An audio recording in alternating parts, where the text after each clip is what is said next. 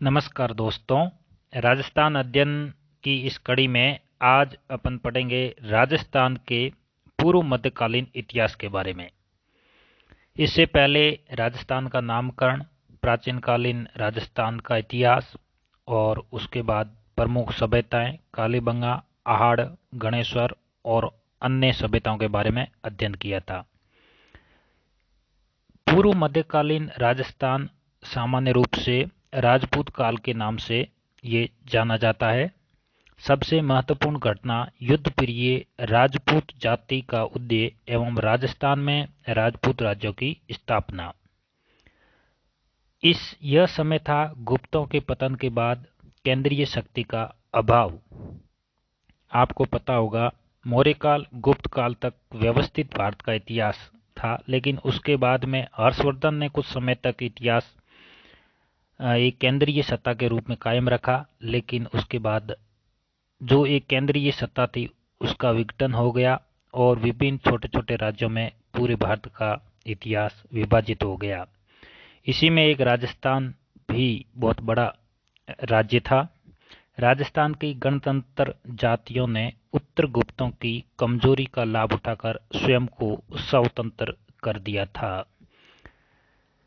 यह वह समय था जब भारत पर हूण आक्रमण हो रहे थे। हूण नेता मेहर कुल ने अपने भयंकर आक्रमण से राजस्थान को बड़ी क्षति पहुंचाई और बिखरी हुई गणतंत्रीय व्यवस्था को और जर्जरित कर दिया था, अर्थात और बिखेर दिया था। परंतु मालवा के यशोवर्मन ने हूणों को लगभग 532 ईस्वी में परास्त करने में सफलता प्राप्त की। इधर राजस्थान में यशोवर्मन के अधिकारी जो राजस्थानी कहलाए थे, अपने अपने क्षेत्र में स्वतंत्र होने की चेष्टा कर रहे थे। इसी कड़ी में अपन आगे देखें तो राजस्थान में दूसरी सदी ईसा पूर्व से 6ठी सदी तक विदेशी जातियां आती जाती रही। यहाँ के स्थानीय समूह उनका मुकाबला अपनी अपेक्षा अनुरूप करते रहे। कालांतर में इन विदेशी आक्रमणकारियों की पराजय हुई। इनमें कई मारे गए और कई यहाँ बस गए। जो शक या हूण यहाँ बचे रहे, उनका यहाँ की शास्त्रों उपजीवी जातियों के साथ निकट संपर्क स्थापित होता गया और अंत गोतवा 6ठी शताब्दी तक स्थानीय और विदेशी योद्धाओं का भेद जाता रहा। आगे देखते हैं। यहाँ राजस्थान में जो राजपूतों का शासक रहा था और राजपूतों का जो शासन रहा, ये विभिन्न क्षेत्रों के अलग अलग नाम से प्रसिद्ध रहे हैं। तो राजपूतों की उत्पत्ति को लेकर एग्जाम में प्रश्न पूछा जाता है और राजस्थान के इतिहास को जानने के लिए हमें ये ज्ञात होना चाहिए कि राजपूतों की उत्पत्ति कैसे हुई। अलग अलग विद्वानों ने अलग अलग मत दिया है। कुछ इन्हें मानते हैं कि ये प्राचीन कालीन भारत के वंशज ही है, कुछ मानते हैं कि ये विदेशी है, कुछ मानते हैं ये ब्राह्मणों से हैं। अलग अलग मत हैं। इसी मत को अपन देखते हैं। तो पहला मत आता है चंद्रबरदाई, जिनका ग्रंथ है पृथ्वीराज रासो। जो चंद्रबरदाई है आपको पता होगा, पृथ्वीराज रासो इनका ग्रंथ है और पृथ्वीराज के ये दरबारी कवि थे। चंद्रबरदाई ने इस ग्रंथ में राजपूतों की 4 वंश बताए हैं: प्रतिहार, परमार, चालुक्य, चौहान। और उन्होंने कहा कि ऋषि वशिष्ठ के यज्ञ कुंड से राक्षसों के संहार के लिए ये 4 वंश उत्पन्न हुए। और यहाँ ये जो बातें हैं ये महत्वपूर्ण हैं। क्या एग्जाम में प्रश्न पूछा जा सकता है कि निम्न में से किस विद्वान ने राजपूतों की उत्पत्ति यज्ञ कुंड से या अग्नि कुंड को लेकर के अपना मत दिया है? तो चंद्रबरदाई। और उन्होंने कितने वंश बताए? 4 वंश है। उन 4 वंशों के बारे में उनके नाम पता होने चाहिए। 2 तो प से प्रारंभ होते हैं, प्रतिहार, परमार, और 2 च से चालुक्य, चौहान। इसी कथानक का प्रचार 16वीं सदी से 18वीं सदी तक भाटों द्वारा खूब होता रहा। मुहणोत नैणसी और सूर्यमल मिश्रण ने इस आधार को लेकर उसको और बढ़ाने के साथ लिखा। यह जो सिद्धांत था यह अग्निवंशीय सिद्धांत के नाम से प्रसिद्ध था। तो इस प्रकार अग्निवंशीय सिद्धांत के प्रतिपादक चंद्रबरदाई माने जाते हैं। और चंद्रबरदाई ने ऋषि वशिष्ठ द्वारा अग्नि से इन वंशों की उत्पत्ति के बारे में अपना मत प्रकट किया। दूसरा मत आता है गौरीशंकर हीराचंद ओझा। ये राजस्थान के बहुत बड़े इतिहासकार रहे हैं और इन्होंने राजपूतों को सूर्यवंशीय और चंद्रवंशीय बताया। आगे राजपूताना के प्रसिद्ध इतिहासकार और घोड़े वाले बाबा के नाम से प्रसिद्ध विदेशी इतिहासकार कर्नल जेम्स टॉड राजपूतों को शक और सीथियन बताते हैं। और टॉड की पुस्तक का संपादन किया था विलियम क्रुक ने, जो इसी मत का समर्थन किया है। इन्होंने हीराचंद ओझा ने जो खंडन किया है, ओझा का कहना है कि राजपूतों तथा विदेशियों के रस्मों और रिवाजों में जो समानता कर्नल टॉड ने बताई है वह समानता विदेशियों से राजपूतों को प्राप्त नहीं हुई है। अगला सिद्धांत है वह है डॉक्टर D.R. भंडारकर। राजपूतों को ये गुर्जर मानकर उनका संबंध श्वेत ऊनों के स्थापित करके विदेशी वंशीय उत्पत्ति की ओर ये बल देते हैं।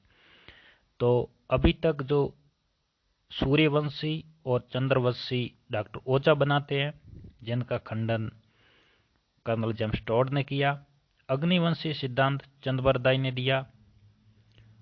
कर्नल जेम्स टॉड ने विदेशी शक व सीथियन से बताया और कर्नल जेम्स टॉड के सिद्धांत का समर्थन किया है डॉक्टर D.R. भंडारकर ने। इसी बात को इन्होंने प्रतिपुष्टि की है कि पुराणों में गुर्जर और हूणों का वर्णन विदेशियों के संदर्भ में मिलता है। और उनका कहना है कि अग्निवंशी प्रतिहार परमार चालुक्य और चौहान भी गुर्जर थे, क्योंकि राजौर अभिलेख का ध्यान देना में प्रतिहारों को गुर्जर कहा गया है। इसके अतिरिक्त भंडारकर जी ने बिजोलिया शिलालेख के आधार पर कुछ राजपूत वंशों को ब्राह्मणों से उत्पन्न माना है। ये चौहानों को वत्स गोत्रीय ब्राह्मण मानते हैं और गुहिल राजपूतों की उत्पत्ति नागर ब्राह्मणों से मानते हैं। ये प्राय जब पढ़ते हैं तब ऐसे बिंदुओं को अपन हाईलाइट नहीं कर पाते हैं। एग्जाम की दृष्टिकोण से यह लाइन बहुत ही महत्वपूर्ण है। कौन सा इतिहासकार है जो चौहानों को वत्स गोत्रीय ब्राह्मण बताते हैं? तो इसका सीधा सीधा अर्थ हुआ डॉक्टर D.R. भंडारकर। डॉक्टर ओझा एवं वैद्य ने भंडारकर की मान्यता को अस्वीकृत करते हुए प्रतिहारों को गुर्जर का जाना जाति विशेष की संज्ञा नहीं वरन उनका प्रदेश विशेष गुजरात पर अधिकार होने के कारण बताया है। इसी बीच अपन आगे बढ़ते हैं। पूर्व मध्यकाल में विभिन्न राजपूत राजवंशों का उदय। इसके बाद अपन पूर्व मध्यकाल में विभिन्न राजपूत राजवंशों का उदय देखते हैं।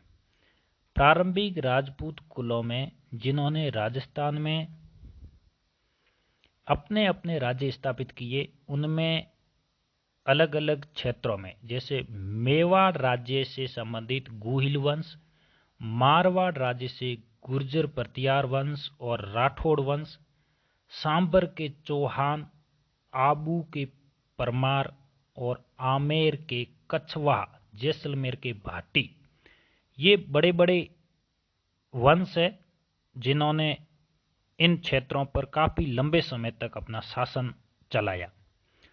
इसी क्रम में अपन मेवाड़ के गुहिल वंश के इतिहास को पढ़ते हैं। गुहिल वंश का आदि पुरुष गुहिल माना जाता है और इस कारण इस वंश के राजपूत जहां जहां जाकर बसे उन्होंने स्वयं को गुहिल वंशीय कहा। गौरीशंकर हीराचंद ओझा गुहिलों को विशुद्ध सूर्यवंशी मानते हैं, जबकि डॉक्टर भंडारकर के अनुसार मेवाड़ के राजा ब्राह्मण थे। गुहिल के बाद मान्य प्राप्त शासकों में बापा का नाम उल्लेखनीय है। डॉक्टर ओझा के अनुसार बापा इसका नाम न होकर एक कालभोज की उपाधि थी। बापा का एक सोने का सिक्का भी मिला है जो 115 ग्रेन का था। ये 115 ग्रेन भी आंकड़ा एग्जाम की दृष्टिकोण से महत्वपूर्ण है। अल्लट एक अल्लट नाम से है, जिसे ख्यातों में आलू रावल कहा गया। 10वीं सदी के लगभग ये मेवाड़ के शासक बने। उसने हूण राजकुमारी हरिया देवी से विवाह किया था। उसके समय में मेवाड़ में वरहा मंदिर का निर्माण कराया गया। अल्लट के समय ये भी फैक्ट महत्वपूर्ण है। आहड़ से पूर्व गुहिल वंश की गतिविधियों का प्रमुख केंद्र क्या था? नागदा था। आहड़ से पूर्व नागदा। गुहिलों ने 13वीं सदी के प्रारंभ काल तक मेवाड़ में कई उथल पुथल के बावजूद अपने कुल परंपरागत राज्य को बनाए रखा। इसी प्रकार ये प्रारंभिक इतिहास था गुहिलों का। आदि पुरुष गुहिल, बापा, कालभोज उपाधि और आहड़ केंद्र रहा। उससे पूर्व इनका नागदा था। मारवाड़ के गुर्जर प्रतिहार वंश के बारे में देखते हैं। प्रतिहारों द्वारा अपने राज्य की स्थापना सर्वप्रथम राजस्थान में ही की थी। जोधपुर के शिलालेखों में प्रमाणित होता है कि प्रतिहारों का अधिवासन मारवाड़ के लगभग 6वीं शताब्दी के द्वितीय चरण में हुआ। चूंकि राजस्थान का यह भाग गुर्जरत्रा कहलाता था, इसलिए चीनी यात्री युआन स्वांग ने गुर्जर राज्य की राजधानी का नाम पीलो मोलो भीनमाल या बाड़मेर बताया। मुहणोत नैणसी ने प्रतिहारों की 26 शाखाओं का उल्लेख किया और जिनमें मंडोर के प्रतिहार सर्वप्रमुख थे, अर्थात बड़े थे। एग्जाम की दृष्टिकोण से ये 26 जो शाखाएं हैं, ये आंकड़ा महत्वपूर्ण है। मुहणोत नैणसी ने प्रतिहारों की कितनी शाखाओं का जिक्र किया? 26 शाखाओं। ध्यान देना, ऑप्शन में 22, 28, 26, 32 ऐसे आंकड़े पूछे जाएंगे जिससे भ्रमित हो जाएंगे, कंफ्यूज रहेंगे, तो इसलिए 26 का आंकड़ा याद रखना। और मंडोर शाखा के प्रतिहारों का हरिश्चंद्र बड़ा प्रतापी शासक था और जिसका लगभग समय 6वीं शताब्दी के आसपास था।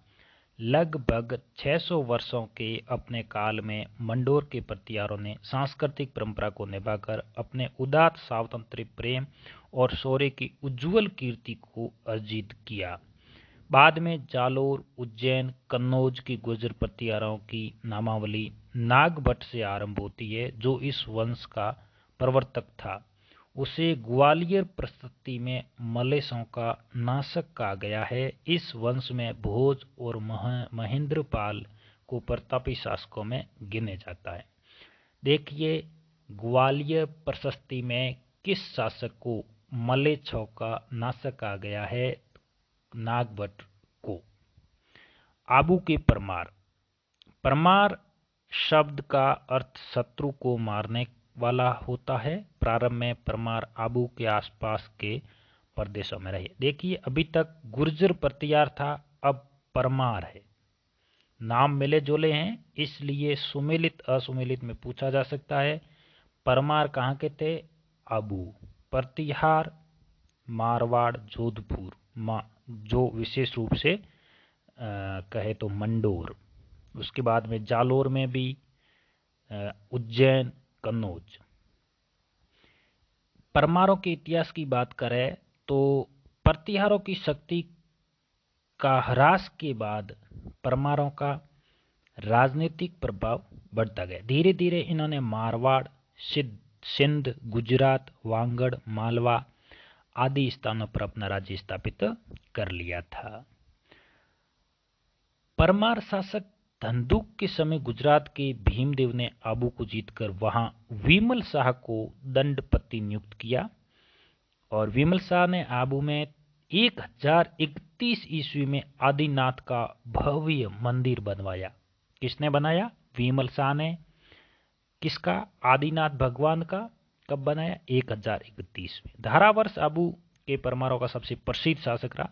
धारावर्ष का काल विद्या की उन्नति और अन्य जनोपयोगी कार्यों के लिए प्रसिद्ध है। उसका छोटा भाई प्रहलाद देव वीर और विद्वान था। उसने पार्थ पराक्रम वायोग नामक नाटक लेकर तथा अपने नाम से पालनपुर नामक नगर बसाकर परमारों के साहित्यिक और सांस्कृतिक स्तर को ऊंचा उठाया। नई चीज यहां मिल रही है। पार्थ पराक्रम वायोग नाटक के रचनाकार है प्रहलाद देव। इसी बीच धारावर्ष के पुत्र सोम सिंह के समय जो गुजरात के सोलंकी राजा भीमदेव द्वितीय का सामंत था, वास्तुपाल के छोटे भाई तेजपाल ने आबू के देलवाड़ा गांव में लूणवसई नामक नेमिनाथ मंदिर का निर्माण किया। अभी अपन ने पढ़ा था कि विमल शाह ने 1031 में आदिनाथ का भव्य मंदिर बनाया और लूणवसई नामक विद्वान ने नेमिनाथ मंदिर का निर्माण करवाया। नेमिनाथ मंदिर का निर्माण भाई तेजपाल ने करवाया था। तेजपाल ने आबू के देलवाड़ा गांव में लूणवसई नामक नेमिनाथ मंदिर का, लूणवसई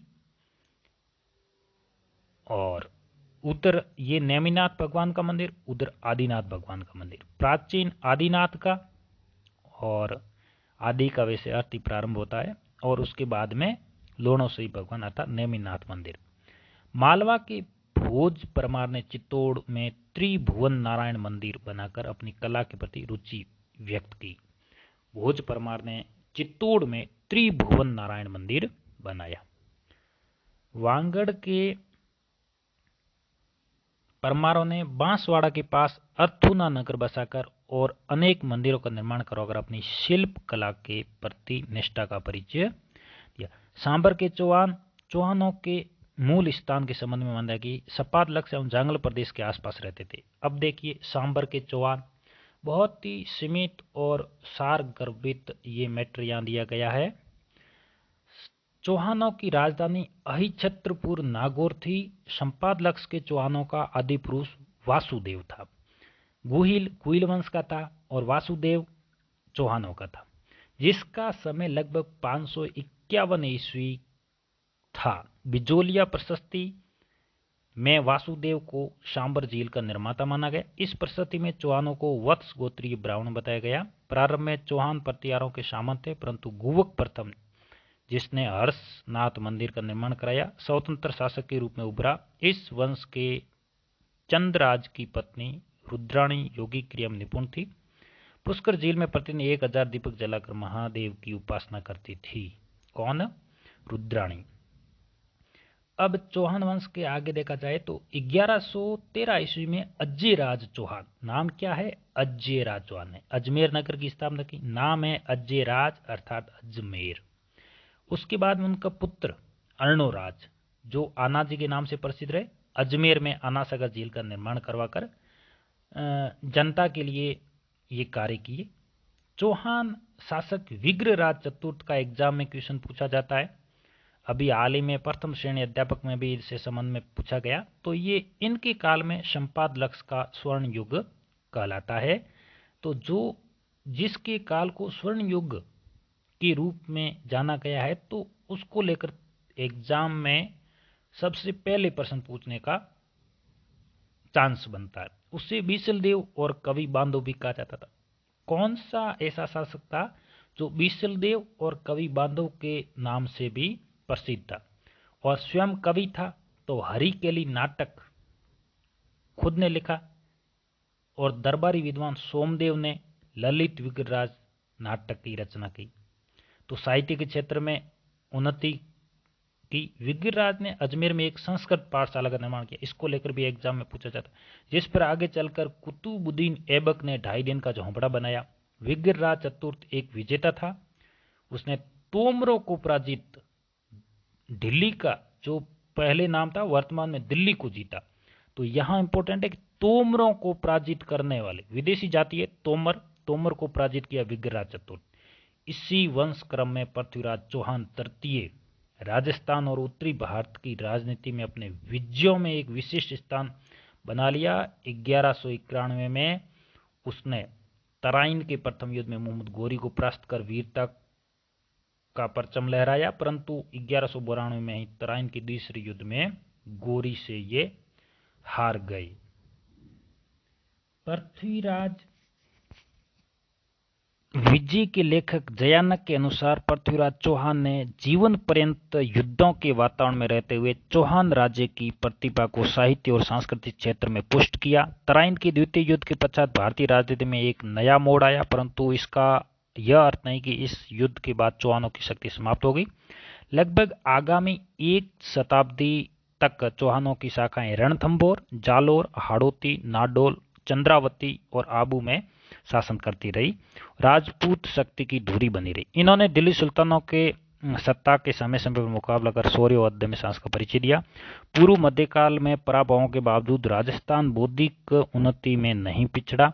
चौहान व गोहिल शासक विद्वानों में प्रसिद्धता बने रहे, जिसमें जनता में शिक्षा एवं साहित्य प्रगति बिना अवरोध में होती रही। इसी तरह निरंतर संघर्ष के वातावरण में वस्तुशिल्प पनपता रहा। इस समूचे काल की सौंदर्य तथा आध्यात्मिक चेतना कलात्मक योजना में जीवित रहा। चित्तौड़, बाड़ोली, आबू के मंदिर इस कथन के प्रमाण है।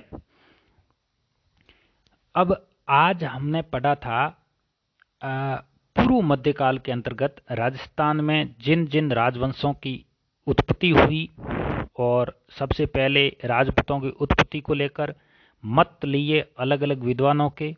अग्निवंशीय सिद्धांत, ब्राह्मणों से उपजी सिद्धांत, शक व सीतियन से, और सूर्यवंशी व चंद्रवंशी। जैसा कि आपको पता है, अभी मैंने बात की तो अग्निवंशीय सिद्धांत चंद्रबरदाई, सूर्यवंशी और चंद्रवंशी ओझा, शक व सीतियन विदेशी जाति से कर्नल जेम्स टॉड। उसके बाद में अपन ने प्रत्येक वंश के इतिहास के बारे में सामान्य जानकारी पढ़ी, जो कि सबसे पहले प्राचीन राजवंश था जो मेवाड़ राजवंश है, जिसने सर्वाधिक शासन किया। गोहिल वंश, जो कि आदि पुरुष गोहिल के नाम से, आरंभ में नागदा इनका राजधानी थी, बाद में आहाड़ बनी, और इसी क्रम में अपन ने मारवाड़ के गुर्जर प्रतिहार, जिनका केंद्र था मंडोर, हरिश्चंद्र उनका प्रतापी शासक था, और भी उस गुर्जर प्रतिहार शासक काफी यूं शक्तिशाली थे। नागभट्ट जो था उसी वंश का शासक, उसको लेकर के आगे शाखाएं परिवर्तित हुई। जालोर, इधर उज्जैन, कन्नौज तक इनकी राज्य क्षेत्र का विस्तार हुआ। उसी क्रम में परमार, जो आबू के आसपास के क्षेत्र थे, परमारों के काल में ही आपको पता है ऐतिहासिक आदिनाथ और नेमिनाथ के भव्य मंदिर बनाए गए, जो आज भी वर्तमान में भी हमारे सामने उपस्थित है। लोणवसाई, और जिनको तेजपाल ने बनवाया, और विमल शाह जो आदिनाथ भगवान का मंदिर बनवाया 1031 ईस्वी में। उसके बाद में अपन ने फिर लिया था संपादलक्ष के चौहान वंश, और चौहान वंशों का उस समय में बहुत बड़ा योगदान रहा भारतीय इतिहास में। वासुदेव 551 ईस्वी में इस वंश के संस्थापक माने जाते थे।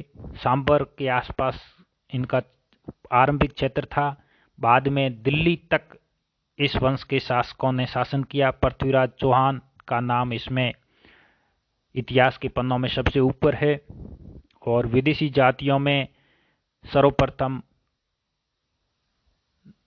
तोमर जाति से विग्रहराज चतुर्थ, जो एक बहुत बड़ा विद्वान साहित्यकार था, कला शिल्प भी उन्होंने अपने काल में, तो कहने का मतलब विग्रहराज चतुर के समय चौहान वंश का स्वर्ण काल अपन ने देखा।